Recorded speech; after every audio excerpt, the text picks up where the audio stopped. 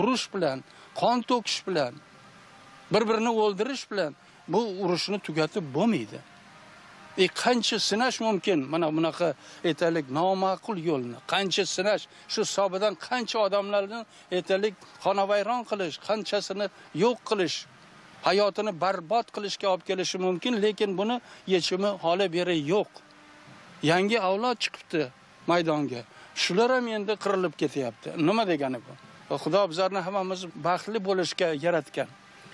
Shunday ekan, shu osmonni ko'rib, mana bu bahor ochilishini ko'rib, mana shunday havoni boshqatdan sezadigan, hayotga boshqatdan xuddiki qandaydir yosharib chiqqan odamlar shu hayotni baham ko'rishni istaydi.